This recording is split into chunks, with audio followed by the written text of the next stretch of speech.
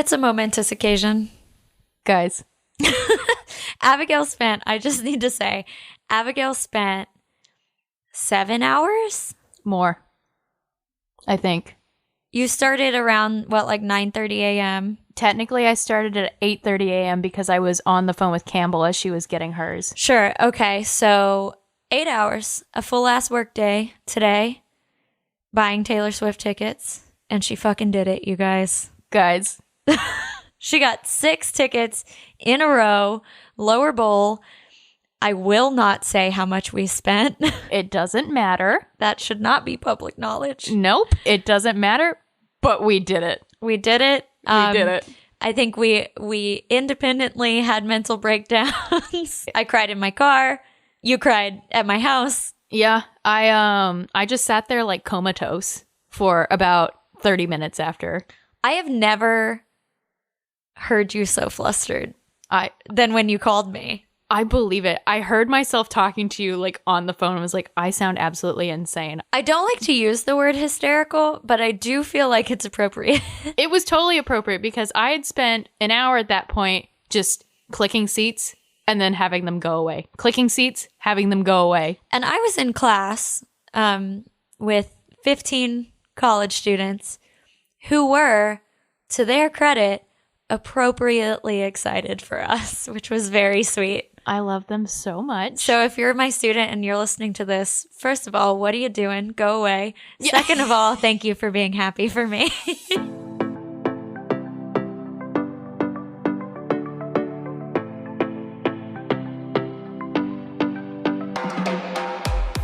So we got Taylor Swift tickets. What a day it has been. Abigail came over 2 hours ago to record this podcast, and we have just been drinking because our adrenaline has been through the fucking roof. I acquired the tickets probably about 4 hours ago. I think my heart rate just went back to normal. Yeah. I was fully shaking for a solid 45 minutes, and then I got in the car, and I was like truly, truly alone, and that was when I cried. Yeah. This is our Super Bowl. I'm really glad that we had planned to record the podcast today because, like, I texted you because you had texted me to be like, do we still want to record today? Because we had done no preparation for this episode because we assumed, as you do, that we would have had time today. Silly me thought Ticketmaster would do its job. Ticketmaster never does its job. Nope. And so you were like, should we still record? And I was like, I can't be alone. Yeah. I feel crazy. I feel like I am really glad we're still doing it because I feel like I didn't get to be excited until I came over. Yeah, same. I wasn't like truly, truly excited until I saw it. Like I was, but like it wasn't quite the same. No, I feel like I needed a little bit of a come down and then I needed to see you and like, this is a true victory. Well, and for context, I have been to, I think 4 Taylor Swift tours. Abigail has been to none. No. So this is, I mean, it is the most excited I've ever been for one because this is the first one that I really get to go with like all of my closest friends all at once and my cousin, and it's going to be really great. But this is your first one. So it's like, what? You're having the full, I cannot, I mean, I obviously can't wait for myself, but I'm almost as equally excited for you to go because it is such like it's like such an experience. I'm going to have an absolute breakdown because she will probably do it. I hope Enchanted. I will have a breakdown. And start sobbing in my seat. I have no predictions for this tour. Because generally I feel like I know. That's true. But there's so much to tour off of. I know. And so one thing that I'm really worried about is the Swifties are out here on TikTok, extremely so. And I have gotten to the point where like 99.9% of the TikToks that I see on my For You page are Taylor Swift related. Like, it's honestly getting a little annoying, even for me. And it takes a lot for me to say that. Well, I feel like I'm going to have to. So the tour starts at the very beginning of April or like late March, right? I think it's very beginning of April in Glendale. So we'll have like 3 to 4 weeks of Taylor tour. I know. That we're going to have to, I don't want to be spoiled. I feel like there's not a reality where I don't look at the set list, but I don't want to see TikToks. I don't want to see videos.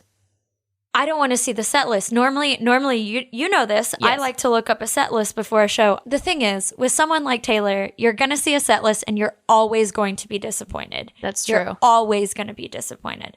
There's not a world where I see a Taylor set list and I am 100% happy. Even though in the moment, in the concert, I'm going to be 100% happy. Does that make sense? Like, yes, because I'm thankful for what I get. Yes. And I think, oh gosh. Okay, so for context, I was a hater for a long time. I was like... Until she met me. Yes. So, genuinely, actually, yes. So I was like, up at like Debut and Fearless came out when I was in middle school, and I was very into those two. And then I fell off during like Speak Now and Red. And then I was a full hater during 1989 because I'm not like other girls, obviously. Mm-hmm. And then I started working with Katey when Lover came out, and Katey made me listen. I was like, just try it. Yeah. There's got to be something in here for you. And like some of it was, but I still wasn't convinced. There were a handful of songs that you were like, okay, I think I get it. Yes. I get the Taylor thing, I think. It was kind of what I felt was your general vibe. Yes.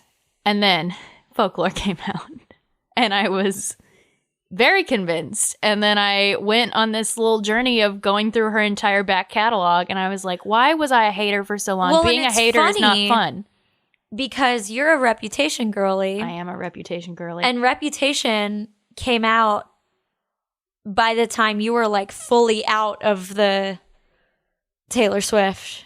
Oh yeah, I was still like circle. I was You were so far gone that it wasn't even on your radar. No. The only song I think I had ever heard from Reputation up until like 3 years ago was Look What You Made Me Do and Delicate, because it was on the radio. Sure. And the thing was, I was a hater, but I would also like scream to Delicate when it came on the radio. Delicate goes so fucking hard. Yeah. That is like forever like a top 10 Taylor song, perhaps even top 5. That might even be a top 5 song. It very well might be. Also, I had heard Endgame, which I still unironically love. I love that song. I have really bad Taylor Swift opinions, so everyone come for me. I love Endgame.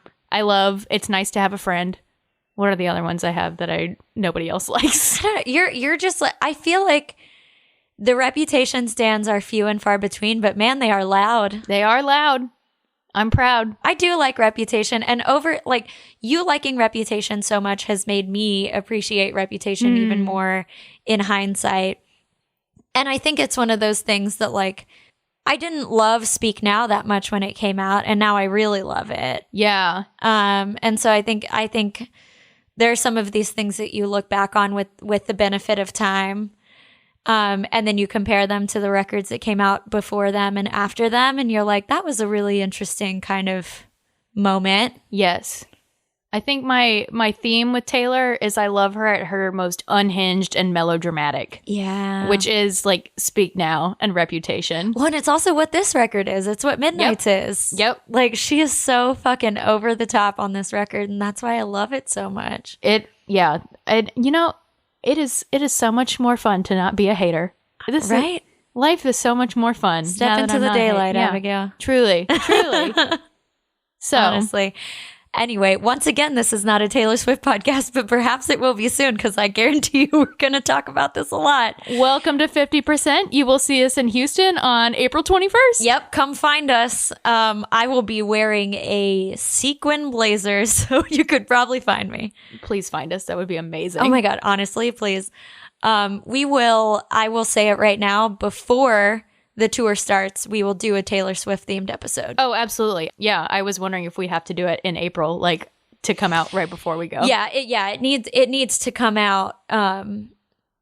We've got the first 3 months of the year to figure it out. So. As we mentioned in the last episode, April will be like the prime of our lives. Our best month.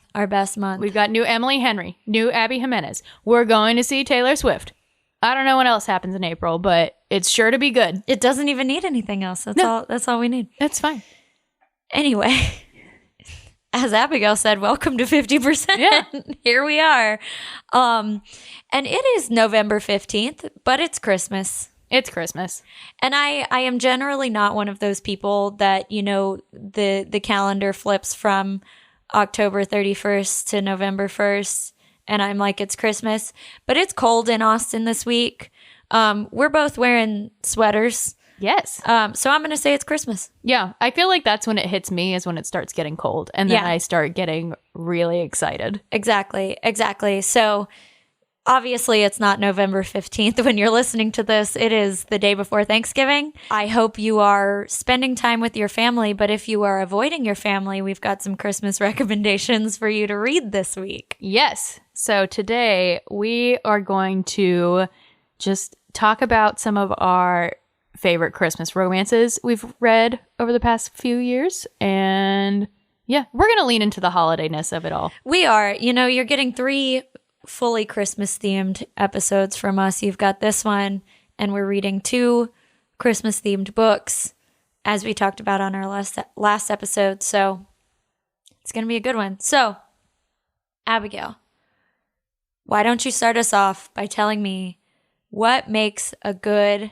Christmas, I'm going to say romance novel, but we're probably going to end up expanding this just a very slight bit. But what makes a good Christmas romance?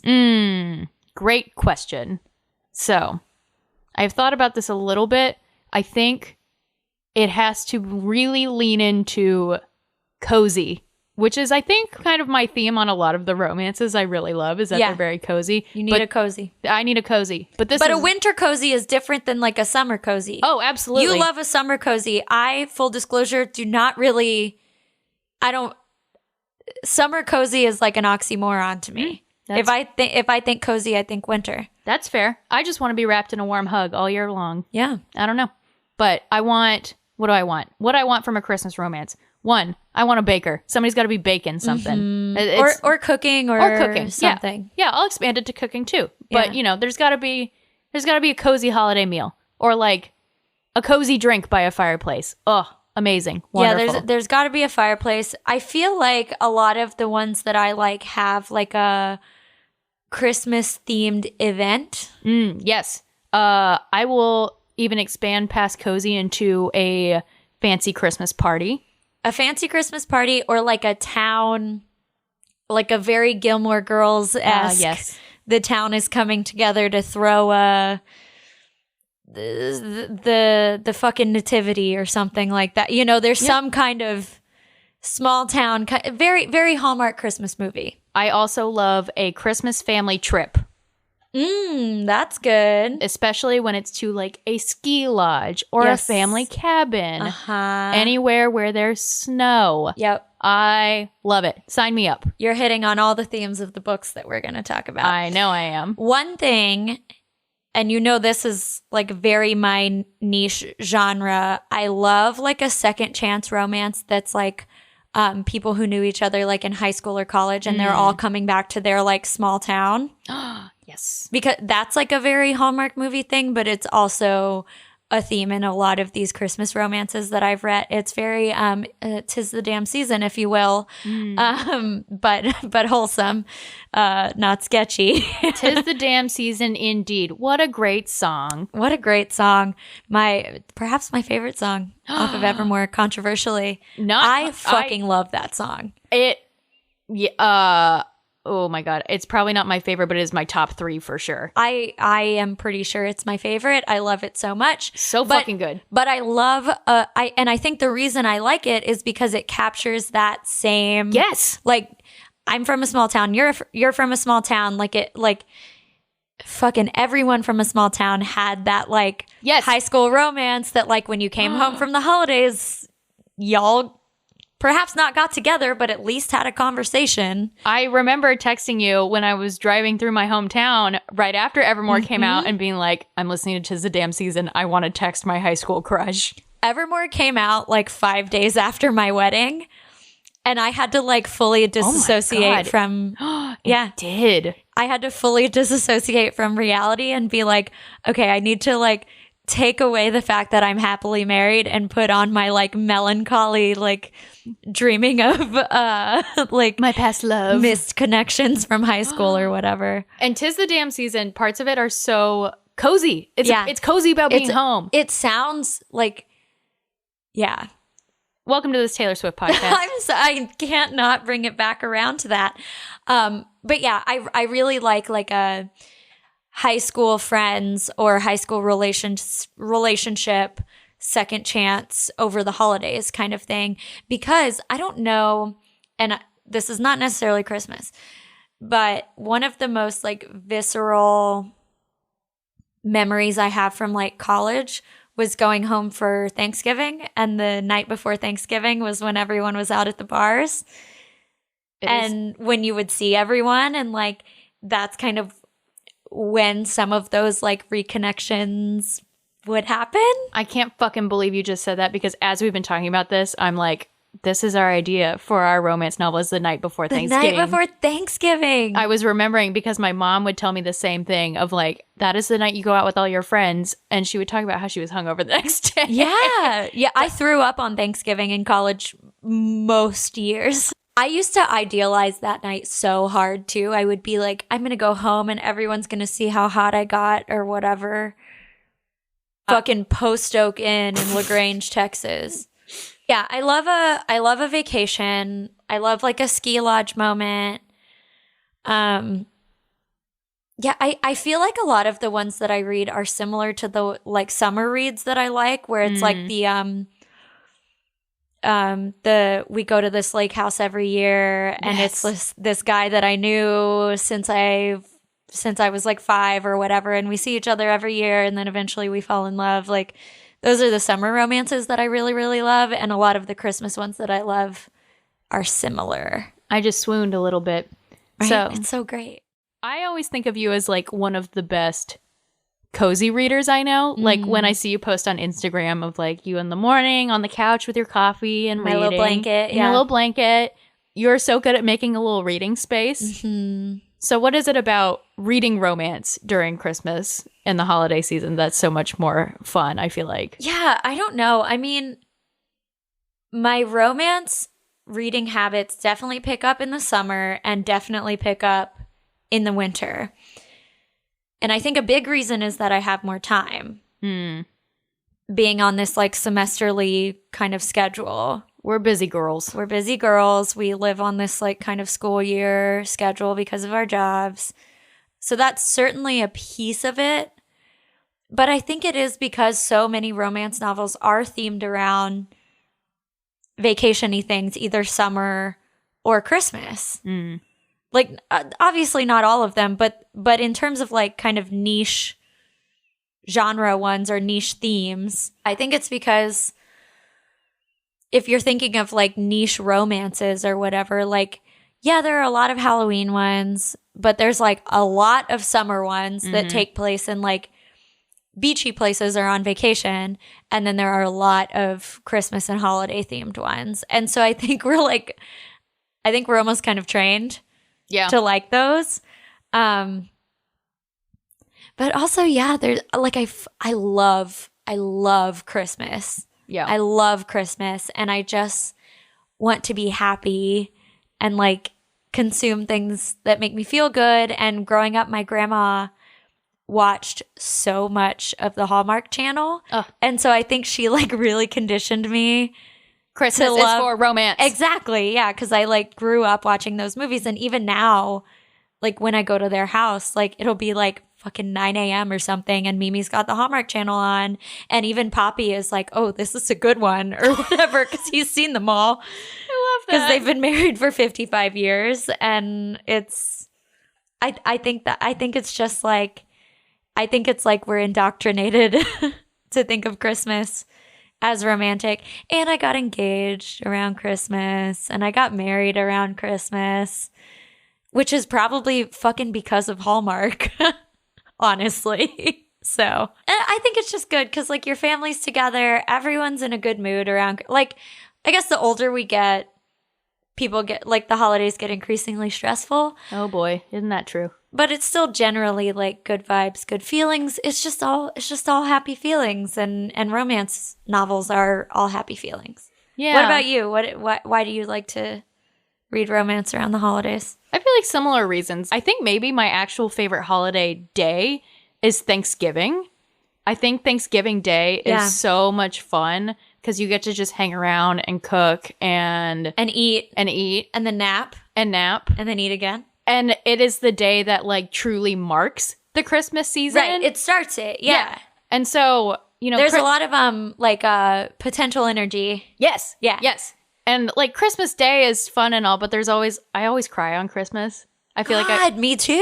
I feel like I cry every Christmas. And it's like, it's like you're saying goodbye to the Christmas and holiday season, too. Right. It bums me out so much that it's over. Yes. And so that's why I like Thanksgiving a lot, because it's like, ooh, it's like the very beginning. It's so exciting. And it is like, okay, now I have like 5 weeks of like reading Christmas romance and Christmas shopping and like you get looking to see at your lights. friends a lot because like everyone's doing stuff. Yes. Yeah. Christmas parties. And then you get like work parties, which is like fun too. Yes. Like, oh my gosh. It's also good. Anyway, Abigail, tell us about what I would perhaps say is our leading Christmas recommendation. Yes, I feel like it has encapsulated every single thing we've talked about thus far. So, written by our queens, yes, plural, Christina Lauren. This is their Christmas book, In a Holidays, by Christina Lauren, as we said. It's so good. It is so cozy. It is so cute. So we've got our heroine, Maylin, who goes by May, and she goes to this cabin in Utah every year for Christmas with her parents, and they basically have like a friend-family reunion. It's all of the parents are like best friends from college, and they all come to this cabin and bring their kids. Which is like, this is what I want for our friend group. This is my like aspirational, like in 10 years, I don't know, when we're all like late 30s, early 40s, like this is what I want us to be doing, at least on some small scale. It doesn't have to be a cabin, but like something 100%. Like this where all of our families, whether we have kids or no kids or partners or no partners or whatever, like this is what I want for us. 100%. It's amazing. So the book opens with her, it's the day after Christmas, and the night before she had kissed one of the other children. Children's they're adults. They're adults, but they're the children of the family. Yes. So in the same way that like we're the children of we're our the kids. families. Yeah. Yeah, exactly. we're the kids. Yeah. And so because we don't have kids yet. Right. So we're still the kids. Yeah. Yes, exactly. Same idea. So it starts with that she had kissed one of the fellow kids, but it's the brother of the boy that she's been like in love with her entire life. And the book literally starts with her like sneaking upstairs to talk to her best adult friend about what happened, which I love this little relationship in the book. I think it's so cute. And I love the like drop in of the act, like, you know, we've talked about this before. We like how the books kind of drop in to the action. And so you do feel like you don't drop into this like, oh, I'm going on this Christmas vacation and I'm anticipating this. Like you kind of drop into the moment. Yeah. And that it's literally the day after Christmas when you drop in, and it feels almost like, oh, I missed all the good stuff. Right. But then this is Groundhog Day. Yeah. In Christmas form. So Maylin, our heroine, starts repeating the vacation over and over and over again. And it is everything I love. I love this because you know that I read fantasy, but not a ton of fantasy. But I really, really love books like this that are like mostly real, but it's like magical realism, right? Yes. So not quite fantasy. I like the little touch of fantasy, the little touch of something a little supernatural. And so this is what I love about this book is that everything is normal, except she's waking up every day and reliving the same day over and over and over again. Yes. Also, this is kind of a little aside, but it is, I feel like, one of my favorite things about like being somewhere else during the Christmas season, or like when you're on vacation with family or friends or whatever, is like when you and like one other person get up early and go just sit and have coffee.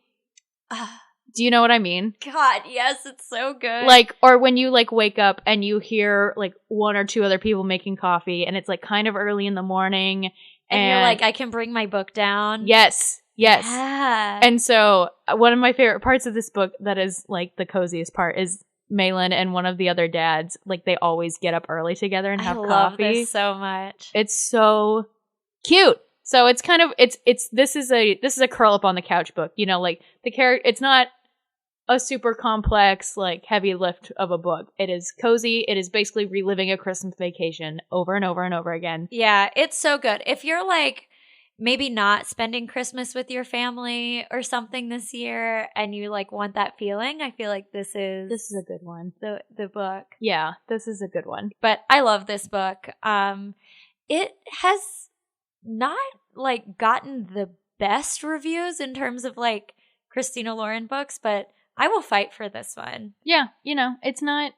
Is it the best one? No, but is it a great Christmas one? God, it's so good. It's like, so good. And like another book that we both really love that has also not gotten very good reviews, perhaps gotten worse reviews, than In a Holidays did, which is like even more so Christmas candy, is Tessa Bailey's Christmas book, Window Shopping, which I like unapologetically love. This one it's like just like a romp. Yeah. It's so fun. So the female lead is a window display designer, and then which is only a character that Tessa Bailey could come up with. Oh yes, yeah. This is the specific job, and then the love interest is like the manager of the department store, and he's like a good old Southern boy. It is, if you will, a Sunshine Grump. Yes, but reversed. Mm-hmm. The woman is the grump. Mm-hmm. And this is a spicy one.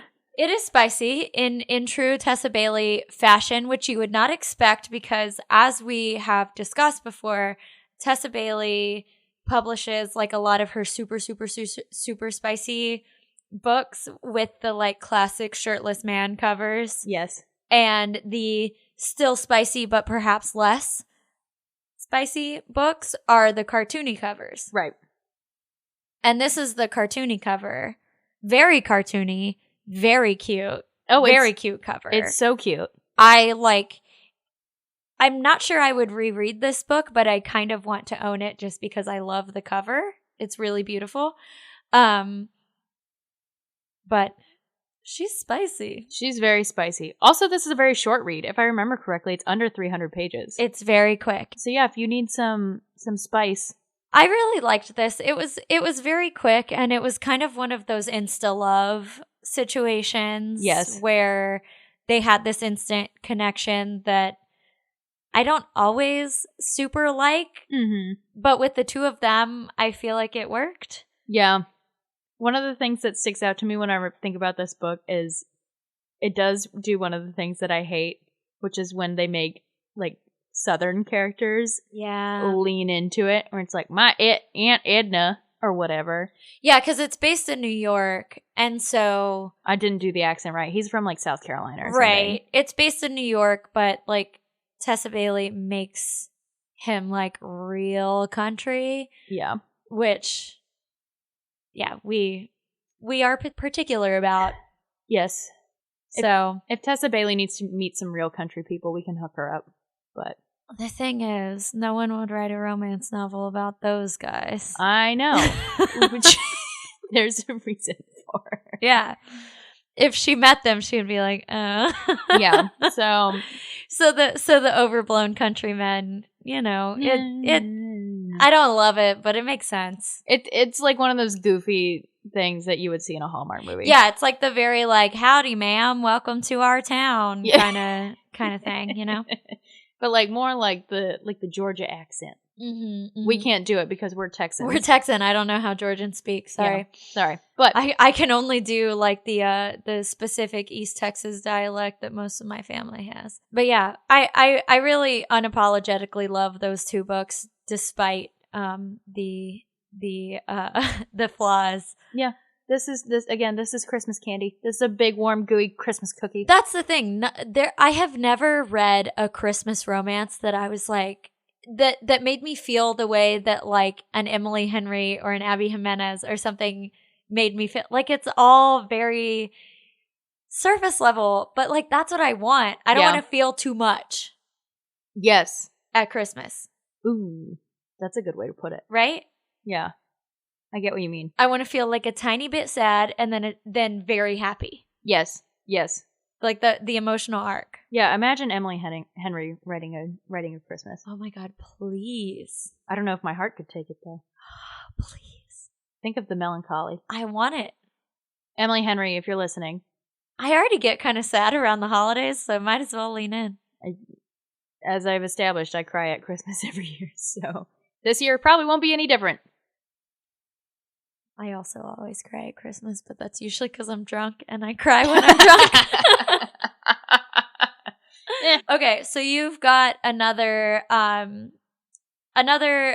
book that you listed that I didn't list, but I fucking love this book. So speaking of being sad during the holidays, my other listing is for One Day in December by Josie Silver. Oof. Oh, it just rips your heart out. God, it's rough. So this is very melancholy. Also, it's set in England, which I love. I love a cozy British. But it's Abigail romance novel bingo. Oh, yes. Cozy. British. Something with snow or whatever. I don't know. Christmas. There you go. Ish. So this is one of those that picks up like the same time over the span of a decade. And it starts with our main characters where our female lead, Lori, spots Jack on a bus through a window and is like, holy shit, that's the most gorgeous man I've ever seen. And then keeps running into him. And then it turns out he starts dating her friend. And oof. So this is the kind of insta love that I don't always love. Mm-hmm. But in the broader scope of this book, I think works. Yes. I think it works because you have that first moment in the book where she sees him and is like, oh my gosh, that guy is gorgeous. Like, and she kind of imagines this, love story that they could have. Which I love about this book because this was a thing that I did consistently when I was single. Like, I would see a good looking person that I was attracted to and I would imagine us meeting, imagine what would happen if I introduced myself to them, and then picture us fucking 15 years from now with kids or whatever. Like, I would live that entire life right in that moment. Yes. Always. Yes. And then in this book, they run into each other again. Yeah. Which I think is, the missing piece of all of our, that imagined romance. Yeah. Well, no, it never happened to me either. I don't. Because I immediately forgot about what the man looked like. And then you find another one right. to go look at. Yeah, literally every single day of my life, I had a new love story. There's another one. Ooh, yeah. Okay. And it's, oh gosh, this book is, it's sad, it's happy, it's like, it's kind of a good exploration of like different kinds of love too, like love for a friend. Yeah. And also just, man, it is just like the epitome of melancholy. I ugly December cried romance. big time at this book. Not even because there were like big sad moments. Like there were sad moments, but it was because almost of the like small sad moments. Yes. Oh, those like are the ones that get me. Right. Like the day to day, like it kind of makes me think of, Abby Jimenez a little bit, the way that she writes about missing people and heartbreak and things like that in the small ways that like feels really real. And that's like kind of how this book felt for me. This one feels like a good way to kind of think about loneliness during the holidays too. Especially if you're in a place where, maybe you are single or you're missing family or something like that. Right. I feel like it's a lot about, like you said, it's a lot about different kinds of love, especially in terms of like finding family and community around the holidays and like building family and making family and like what the holidays can look like for people who don't spend holidays with their family necessarily. And, which I really like. Yeah. So if you're looking for, this one is cozy, but it's not as happy. I would put this as if we're talking about that dead zone between Christmas and New Year's Eve, when you're feeling a little down in the dumps that the holidays are quote unquote over. This is when I read this book. I read it in that week between Christmas and New Year's. Yeah. And it was like, this book came out in 2018, which is when I met my husband. So he and I had been together for almost a year, but we were not living together at that point.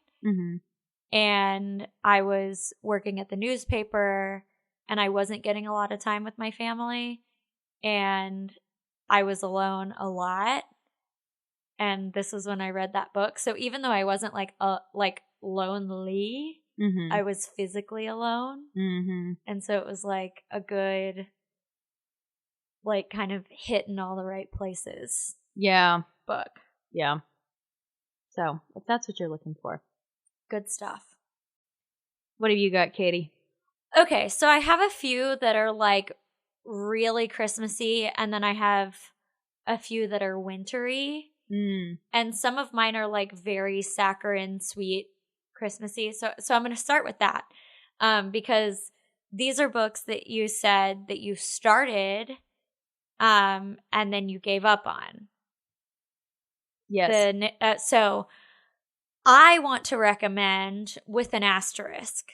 I want to recommend this with an asterisk because I read these books when I had an Audible membership. And so I consumed them on audiobook, which I think is the first form that they were in. And I don't know that for sure. But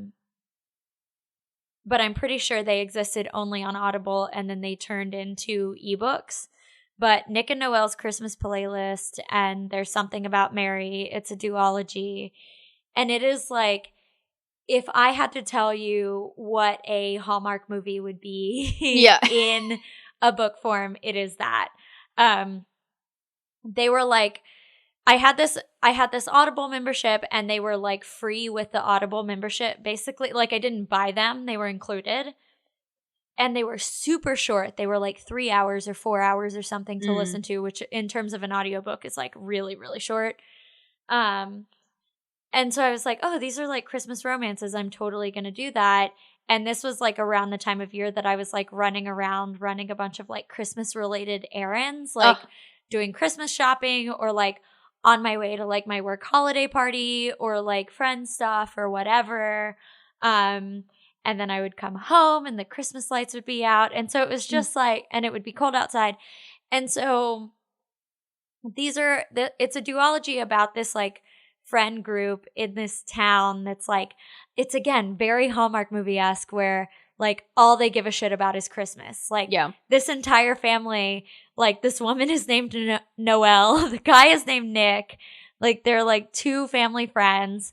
And then the sequel, the woman's name is Mary, Merry. Of course. Like all they give a shit about is Christmas. And so like all of the, it's like all of the, the stereotypical things that you would see in a Hallmark movie. And I don't know. So you said you started trying to read Nick and Noelle's Christmas Playlist in an ebook, right? And you gave up on it? Yeah, I don't think I made it that far, and it just didn't grab me. Right. And I think audio is perhaps the form to consume these in, because they are just like super quick. Yeah. And a little silly. And so it's like, I can imagine them being hard to focus on if you're like sitting down and reading, but if you're in the car doing other stuff. Oh, sure. That makes sense. So I think these are fun, kind of running around audiobooks. Okay. So the Christmas series that I will fight to the death for is the Moose Springs, Alaska series by Sarah Morgenthaler, which I have not read anything else by this author. I genuinely do not even know if she's written anything else besides these books. I got recommended these books by the local Austin like micro influencer, A Little Bit of Fun, who I've told you about before. Mm-hmm. She like posted about these, and I was like, I saw the covers, and they're like blue and covered in snow. And I think I saw the first one she recommended is called Mistletoe and Mr. Right, and that's the second one in the series. What a title. And so when I saw that, exactly, I was like, I'm in. So then I started at the beginning. So the first book is called The Tourist Attraction. And so this entire series is basically about this small town in Alaska that is sort of it's this tourist town.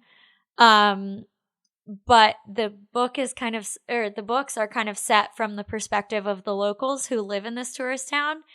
It's interesting because I first started reading these books back in 2020 when they were coming out, and now we live in a super touristy town. I was just about to say, this feels like living in Austin. Yeah, it does feel like living in Austin, which this is like a small town, which is different, but it feels pretty similar. So like the first book is based around this man who owns this diner that that's kind of touristy, and so it's kind of like this like push and pull of like the tourists versus the locals, and like the locals discovering, or the tourists discovering places that the locals only know about, and it's like this push and pull. And of course it's like all these locals falling in love with these tourists is basically the theme of this series. Some of them are very explicitly Christmas themed, and some of them are more just like it's Alaska and snowy, which is sort of Christmassy because that is the season that a lot of people were coming to this tourist town. But I talk about devouring books. I consumed the first two, I think, in less than 24 hours. Because it was during the pandemic. The first two books came out in 2020. Mm-hmm. And I didn't find out about them until the second one was already out. So I had the first two, and I just fucking, like, snorted them up, man. They are so... like, it is just... a little bit of candy cane dust. Yes, it's so good. And then the third one came out in 2021, and there haven't been any more, and I need more. Sarah Morgan Taylor, if you're listening, please give us more. Please. So there is, according to Goodreads, a book 2.5, which is about the moose. The moose? His name is Ulysses. Stop. And he's a terror. It's 10 pages. It's an ebook. And I'm about to buy it right now because I haven't read it. I know you've told me about these books, but I feel like listening to you talk about them now, I feel convinced, and this might be my first Christmas read of the season. They really are so... it's just so wholesome and good. I don't know. I can't even really put it into words. I want to throw in an honorable mention for Jasmine Guillory's Christmas book, Royal Holiday, which is in her proposal series, but it's the mom of one of the characters in that series. So it's a left turn from some of her other books because it's like a mature woman, and it's like Christmas Prince vibes. Ooh. But an older woman. Christmas Prince is one of the most ridiculous things I've ever sat through in my entire life. As is this book. So it's good. It's really good. I really loved this because it was so refreshing to read like an older woman's perspective on romance. And I thought it was like a really interesting creative choice by Jasmine Guillory to like write from that perspective rather than like a young woman. I also want to throw in Jenny Bayliss has some pretty solid Christmas books. I would never super strongly recommend them, but they are there, and they scratch an itch. We'll take it. They're solid. It is. So, what Christmassy books are you looking forward to reading this year? Ooh, so Besides our book club picks for December, which we will talk about shortly. Yes. I have 2 that I have on my TBR for the season. Please talk to me about this first one. So the first one was one I requested on NetGalley a few months ago, and I was approved for it. Obviously haven't read it yet because it's Christmas, but it's called A Cat Cafe Christmas. I cannot wait to find out about this book. So it's A Cat Cafe Christmas by Cody Gary. But I'm gonna read a couple paragraphs from the NetGalley blurb, which I wouldn't normally do this for this kind of episode, but I don't think I can summarize it any better. I'm so ready. So here we go. Veterinarian and animal lover Kara Ingalls needs a Christmas miracle. Opening the Meowin' Forever Cat Cafe to find loving homes for adorable, adoptable cats was a dream come true. But with more cats than customers, it's quickly turning into a nightmare. If Kara can't figure out some way to get the cafe out of the red, oh no, it won't last past the holidays. Meanwhile, marketing guru Ben Reese may be annoyingly smart and frustratingly bossy. Of course he's in marketing. Of course he is. Ugh. But when he hatches a plan to put the cafe in the green by Christmas, Kara realizes she'd be a fool to turn down his help. And so what if he turns out to be an excellent problem solver and nerdy hot? Hey. He can't even handle fostering one little kitten. She needs to keep their relationship professional and focus on saving the cafe. Amazing. But if Ben and Kara can set aside their differences and find homes for all the cats by Christmas, they might discover that by risking their hearts, they'll have their own perfect holiday together. Unbelievable. I'm smiling so hard my cheeks hurt because that sounds so great. And I hate that I haven't requested it on NetGalley until now. Even if I don't get approved for it on NetGalley, I will be reading this book. This is a Hallmark movie. I was just thinking that. I need this to be turned into a Hallmark movie because I can literally picture, like, all of these cats jumping on this man who, like, very clearly hates cats. Yes. Just like cat piling, dog piling onto him. Cat piling. is what I'm picturing. And him being like, ugh. Get them off of me. I can't wait for a scene where one of them scratches his precious Italian loafers. Oh, yeah. That's going to happen, yeah. 100%. 100%. I'm going to report back. It's going to happen. This sounds great. We're going to get a good cat character, I bet, too. We've got a lot of good dog characters, not a ton of good cats.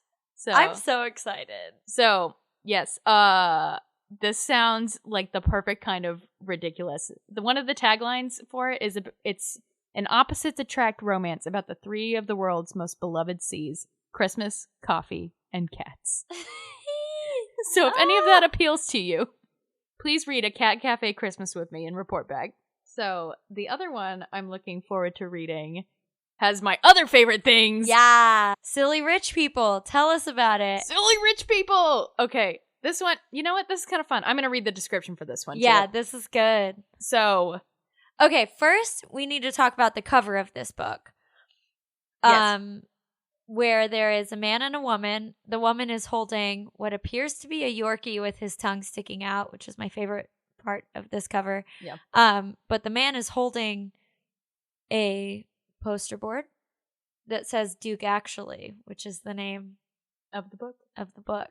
And it's written by an author named Jenny Holiday. Amazing. Incredible. What else was she going to do with her life if not write Christmas romance? Jenny, I hope this is your real name and not a pen name. Yeah. Not a pen name. So, it's got all of my favorite things. Give it to us. So, this is the description for this one. There's a royal wedding on, and things are about to get interesting. Meet the man of honor. Tell us his name. Maximilian von Hansberg. Baron of Loudon and heir to the Duke of Achaia. These are not real places. I think you're making it more Spanish than it is. Oh, am I? It's probably Aquila, I would imagine, because I imagine they're British. He looks British on the cover. Uh-huh. Anyway, he is not having a Merry Christmas. He's been dumped by a princess. He's unemployed, and his domineering father has sent him to New York to meet a prospective bride he has no interest in. Amazing. In the city, he meets Danny Martinez, a smart and gorgeous professor he's determined to befriend before their best friends marry in the Eldovian wedding of the century. Okay, pause. Great. I need to talk about how much I love made-up countries. I need to talk about how much I hate made-up countries. I love it so much. It's Princess Diaries vibes forever. And if Princess Diaries didn't exist, I would probably hate this, but I love it. I hate this because I grew up reading books like these, like Princess Diaries, which I read way too young. I think I was in like 4th grade when I read them. They are not books you should read in 4th grade. No, especially because when you're in 4th grade, you think those are actual countries. Exactly. Yeah. That's why I have beef. Problem. That is my beef with fake countries, is that I was bamboozled. It's like when I was reading those like Come to America diaries. Oh, yeah. And when I found out they were not real diaries written by historical women. Yeah. My heart broke. Yeah. So I've got beef with Eldovia, Genovia, all of them. So continuing on with this. Let's meet the best woman. Meet the best woman. The best woman. Newly single, no-nonsense New Yorker Dani is done with love. She even has a list entitled Things I Will Never Do Again for a Man. Amazing. Incredible. I love her. She's right. She's automatically correct. I don't even care what's on the list. No, I'm in. She's in. I'm in. Which is why she hits it off with the notorious rake. Holy shit, we got the word rake. Finally. Amazing. Like, what, 6 months into us doing this podcast, we come across the word rake? I can't believe it took so long. Unbelievable. She hits it off with a notorious rake, Maximilian. He's the perfect partner for snow angels in Central Park and deep conversations about the futility of love. It's all fun and games until their friendship deepens into attraction. And oops, falling in love was never part of the plan. We've got a wedding. We've got rich people doing silly things with silly names. There's clearly a dog. Who is doing a blip on the cover. Amazing. Look at this blip. I know. It's amazing. No, I blew it up. Oh. Look at this blip. I can't even call that a blip. That's full tongue out. Yeah. That's full mouth open. His tongue out, yeah. Holy shit. I'm so excited to read this. And it's clearly at least tangentially inspired by Love Actually. A, because of the cover, and B, because of the like poster board of it all. Yes. Also, it looks like this is a sequel to really? One called A Princess for Christmas. Oh my god. So it looks like we're dropping in potentially. Jenny, okay, hang on, let me go back. Oh, A Princess for Christmas is $1.99 Kindle edition right now. So Ooh. Here I go. Buy now with one click. There I go. I own it. Here we go. That's all it took. $1.99. That's how fast you can get me to spend $1.99. Entertainment Weekly calls her a master of witty banter, so I've got high hopes for this one now. I'm very excited about Duke, actually. I'm fucking pumped. Yeah, I can't wait. Yeah. All right, Katie, what have you got for the season? So the first one that I want to talk about is a book that we strongly considered doing for one of our December book clubs. Yes. Because I love Alison Cochrane, because she wrote The Charm Offensive, which is the book that I've talked about on this podcast before. That is very like Bachelor-esque, where it was the guy who went on this like Bachelor-esque TV show to date all these women, but he falls in love with his male producer. Yes. And I loved that book. And so Alison Cochrane's next book, which came out earlier this month, came out at the beginning of November, is called Kiss Her Once for Me, and it is another queer book. And it is between two women this time, and it is based in Portland. They have a Christmas Eve meet cute at a bookstore. Fuck yeah. Which I love. I'm in. And then they like, from what I can glean from the blurb, they like spend that entire kind of evening night together. Oh my God. Have this like whirlwind romance, but then the next morning reality sets in and shit kind of hits the fan. So I'll read the blurb. Go ahead. Since we're doing that. Yeah. 1 year ago, recent Portland transplant, Ellie Oliver had her dream job in animation and a Christmas Eve meet cute with a woman at a bookstore that led her to fall in love over the course of a single night. But after a betrayal the next morning and the loss of her job soon after, she finds herself adrift, alone, and desperate for money. So presumably this is the aftermath of that night. Finding work at a local coffee shop, she's just getting through the days until Andrew, the shop's landlord, proposes a shocking drunken plan, a marriage of convenience that will give him his recent inheritance and alleviate Ellie's financial woes and isolation. Stop. They make a plan to spend the holidays together at his family cabin to keep up the ruse. Oh my God. Do you know where this is going? But when Andrew introduces his new fiancée to his sister... Stop! Ellie is shocked to discover it's Jack, the mysterious woman she fell for over the course of one magical Christmas Eve the year before. So now Ellie must choose between the safety of a fake relationship and the risk of something real. Oh my God. So the rest of the blurb says it's perfect for fans of Written in the Stars, the Alexandria Bellafleur book that I loved, and One Day in December. It's the queer holiday rom-com that you'll want to cozy up to next to the fire. Oh my God. Oh.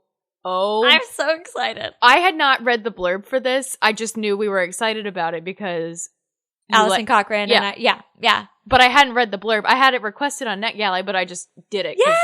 Oh my God. This is one of my over Thanksgiving in Colorado by the fire books. This is what I'm going to read. What am I going to read first? Oh my God. I'm so excited for this book. I'm so excited for I've had it in my NetGalley. So it came out in November 1st.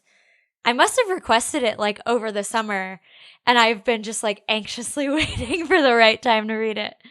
I'm so excited. This is incredible. The biggest problem I'm going to have after this is what am I going to do first? What's going to get bumped to the top? It will not surprise you to know that I made a spreadsheet to plan my holiday reading. You're going to have to share it with everybody now. Some of it's old. I don't know if it's fit for public consumption. My second out of 3 books that I'm very excited about reading this year, one of them is by Lindsay Kelk. It's called The Christmas Wish, and it feels a little bit of like a ripoff of In a Holidays, but I'm not going to say it's in a bad way because I like Lindsay Kelk. But it is Groundhog Day, where the lead character wakes up and it's Groundhog Day over and over and over again. So I shall read this blurb.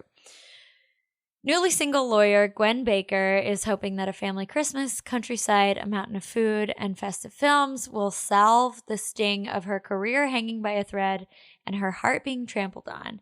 Because everyone else has their life sorted, even Dave, her boy next door crush, is now a tall, dark, and handsome stranger with a fiancé. Oh. She can't help wishing her future was clearer.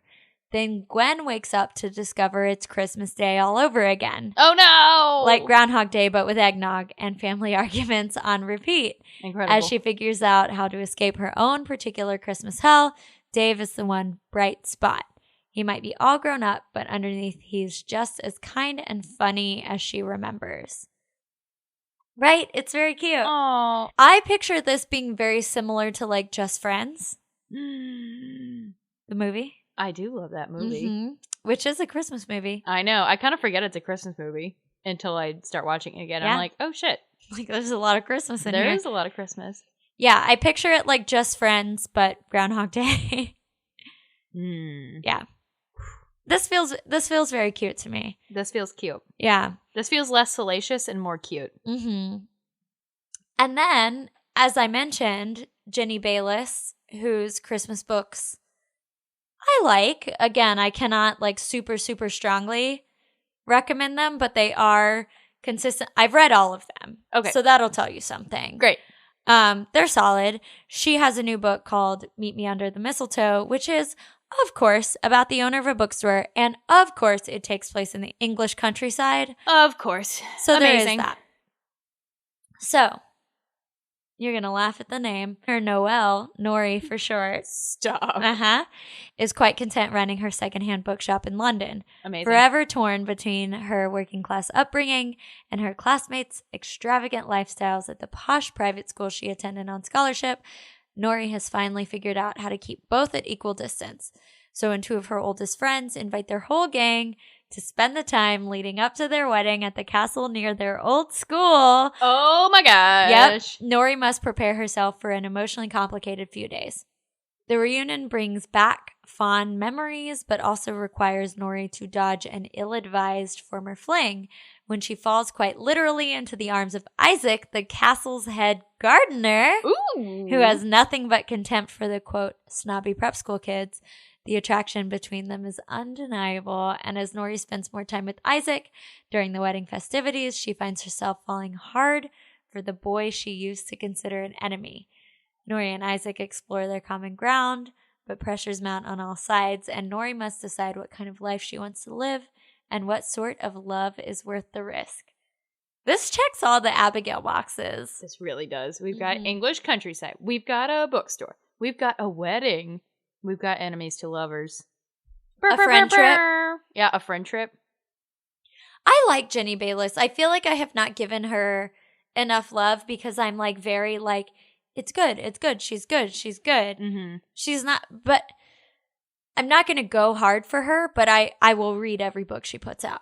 Yeah, this sounds like a good little piece of Christmas candy. And Jenny Bayless is not spicy. It's very like wholesome Hallmark movie. Okay. So that's good. So yeah. if that's what you like. Well, before we talk about the 2 Christmas reads that we're doing for our book clubs in December, which we did already talk about at length, so we'll just go over them again. But before that, what are you reading right now? So I just finished Notes on an Execution that we talked about last episode. Not Christmas candy. No. Yeah. And so I was trying to do 2 at once, which I don't usually do, and I failed miserably. So I am currently a little bit still in the beginning of The No-Show by Beth O'Leary, which I am really excited to read, but it's a lot of characters right now.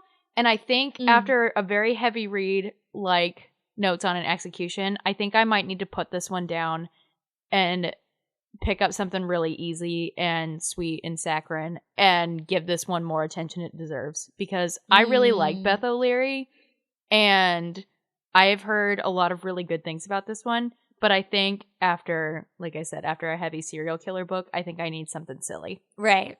So, I will get to it, absolutely. I think I just might need to take a pause and start really leaning into the silly Christmas, and maybe I'll start Cat Cafe Christmas when I get home. Yeah, that's good. I like it. Yeah. What are you reading right now? So, I just finished yesterday, perhaps the day before. I have an early copy of the sequel to Delilah Green. That I just finished. It's called Astrid Parker Doesn't Fail. So it is about Astrid, Delilah's stepsister. I loved this book. I really liked Delilah Green, but this I really, really loved. And we were talking before we started recording about this book. I was a little hesitant about this book, which I voiced to you before when we first found out that this was about Astrid, because in the first book, Astrid broke off her marriage to a man because he was awful. Yes. Very obviously awful. Terrible man. And so she was the natural person for a sequel to be about. But for me, it felt a little... So Delilah was in this friend group, or like got into this friend group that was mostly queer, but Astrid was the only straight woman, or at least at the time we thought she was the only straight woman. And so when I found out that this book was going to be about Astrid falling in love with a woman, I was like, that feels really surprising and like almost forced. Mm-hmm. It felt a little like disingenuous to me. Mm-hmm. But I take all of that back because this romance felt like honestly more realistic to me than the initial one did. It's very, I love like an HGTV, let's redo this house romance. I know that's so cheesy, but I love it. Oh, amazing. It's an enemies to lovers. It's kind of a slow burn. I loved it so much. I loved it. This is great news because I felt the same way you did. And so I am very happy to have you come back and be like, none of that matters. Like, I take it back. Yeah, and Astrid's kind of journey of realizing that she's queer is like talked about quite a bit in the book, and it's like addressed in a way that makes sense. And it really builds up the character of Iris, who the third book is about. Yes. Because I know you didn't like Iris, and I did. I know. And I think you'll like her a lot in this one. Yeah. Because she's more three-dimensional. Ooh, okay. Noted. This might be one I do after all of my Christmas, because I think I'm truly going to lean into the Christmas of it all right now. Yeah, this is a good post-Christmas one, I think. I think it, like, this is timeless. It's HGTV. They're remodeling like an inn, like a hotel, like a bed and breakfast kind of situation. Oh, amazing. It's very good. Incredible. I loved it. So we are reading 2 Christmas books. All right, so the first one we're going to do is You're a mean one. Matthew Prince. I can't read the book. I can't read the title not in that like timbre. I know. Like not in that voice. Like it's not, I can't not do it. So this is going to be our first queer book with 2 male leads. Yeah, I can't wait. Yeah. And this is actually the second in a series. Oh, we didn't realize that. I didn't realize it until today when I was like looking around. Well, that's okay. And it's the first book is not Christmassy, and this one is. Yeah. But this has been like well reviewed, but it's blurbed from Rachel Lynn Solomon, who I love. It's blurbed by Alexandria Bellafleur, who I love. Suzanne Park, who I love. Allison Cochran blurbed it. A real who's who. So I think we should read the blurb because we didn't read it last time. Oh, okay. Katey, would you like to read the blurb? I would love to. I haven't read the blurb yet either. I just vaguely kind of know what it's about. I have skimmed it. I'm so excited. Let's go. Here I go. Matthew Prince is young, rich, and thoroughly spoiled. So what if his parents barely remember he exists and the press is totally obsessed with him? He's on top of the world. But one major PR misstep later, and Matthew is cut off and shipped away to spend the holidays in his grandparents' charming small-town hellscape. Population, who cares? This feels like it happened one summer a tiny bit. Yeah, I was going to say this is like Schitt's Creek, which Schitt's Creek is like it happened one summer, which is like this. Wow. Amazing. Incredible. Keep going. It's bad enough he's stuck in some festive winter wonderland. It's even worse that he has to share space with Hector Martinez, an obnoxiously attractive local who's unimpressed with anything and everything Matthew does. Just when it looks like the holiday season is bringing nothing but heated squabbles, the charity gala loses its coordinator. Yes, this is what I want. Yes! This is what I want. Yes! An event. And Matthew steps in as a saintly act to get home early on good behavior. With Hector as his maddening +1, but even a Grinch can't resist the unexpected joy of found family. And in the end, the forced proximity and infectious holiday cheer might be enough to make a lonely prince's heart grow 3 sizes this year. Forced proximity! Forced proximity! Amazing. Rich people! Events! I love it so much. I am so excited. And as we have briefly discussed, Timothy Janofsky has had a hell of a year. He's released multiple books, And I haven't read any of them, and I am so excited to give him the respect that I know he deserves because I feel really confident that we're going to love this. I do too. I'm so excited. I'm so excited to read a queer book that's about two men. I'm so excited to read this book specifically. I'm so excited. Oh my gosh. Okay. So that's going to be our first Christmas read. Yeah, number 1, that'll come out earlier in December. We're going to get all of these out before Christmas, so we're going to come out of our release schedule like a tiny bit. Mm-hmm. So just read both of these right quick back to back. Yeah. And so we'll read the blurb for the next one at the end of our next episode. Yes, but that one is Merry Little Meet Cute. Yes. So go ahead and get your copy of that from our bookshop, or I don't know, ask for a gift card to bookshop, or go to your local bookstore. It's the holiday season. Please support your local bookshops. We won't reveal it right now. Don't read the blurb, perhaps, if you can help it, but I think you'll all be very excited about this one, as we are, because it also has some great things that we love, and I think it's going to be ridiculous. I can't wait. It's going to be really fun. Well, if you're listening to this on the day that it comes out, it is the day before Thanksgiving, so I hope you all have a very happy Thanksgiving, whether you're with your families or with your found families or whoever you prefer to be spending your time with, even if it's us. And if it's us, that's very nice. Yeah, we're all very thankful for you guys who have made these past few months a lot of fun as we've been doing this, so... Indeed. Thank you. And it's time for Christmas. It's time for Christmas. And if you're shopping this holiday season, may we suggest shopping our bookshop. It really does help us a lot, but also we really love to share book recommendations with people. So even if you don't buy from us, at least if you get recommendations from us, that makes us very happy. So. Yep. And we'll have a whole list of all these Christmas reads on our bookshop by the time this episode is up. So you'll have one little easy one-stop shop. Enjoy. Merry Thanksgiving, Miss. Yes. Yeah. Happy all the holidays. Happy everything. We'll see you guys soon.